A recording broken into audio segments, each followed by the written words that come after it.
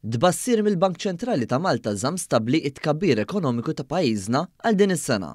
Dan anke fi sfond ta' sfidi u inċertezzi ekonomiċi internazzjonali li qed iwasslu biex it-tbassir ekonomiku għal ħafna pajjiżi qed ikun rivedut l-isfel. Mill-istatistika tal-Bank Ċentrali, l-akbar sors ta' tkabbir f'pajjiżna mistenni jkun il-konsum privat u dan jirrifletti li d-dħul disponibbli tal-familji se jkun qed jitjieb minħabba tnaqqis fl-inflazzjoni u żieda fil-pagi, u dan wara l-ftehim kollettiv tas-settur pubbliku iżda wkoll l-importanza ewlenija fl-effett tat-twessieħ tal-income tax bands.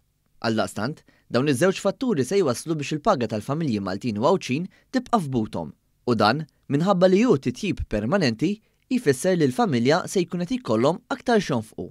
L-andament pożittiv tal-ekonomija mistenni jwassal biex l-investiment f'pajjiżna jkompli jikber, fejn minnaħa is-settur privat huwa proġettat li jkompli jżid l-operat tiegħu, filwaqt li minnaħa l-oħra, il-Gvern, grazzi għal fondi Ewropej, mistenni jkompli għaddej bl-investiment kontinwi li qed jagħmel favur ħajja aħjar għal kull Malti u Għawċi.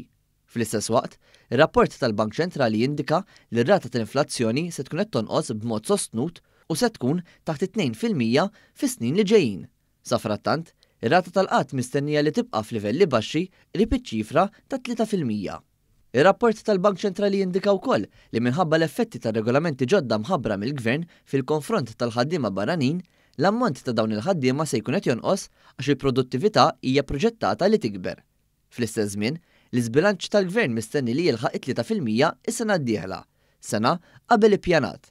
Dan filwaqt li d-dejn nazzjonali ser jibqa' qrib il-50% tal-ġid nazzjonali, total li jibqa' ferm taħt il-livell rikjest ta' 60% mir-regoli tal-Unjoni Ewropea u inqas mis-70% li pajjiżna kellu lura fl-2012.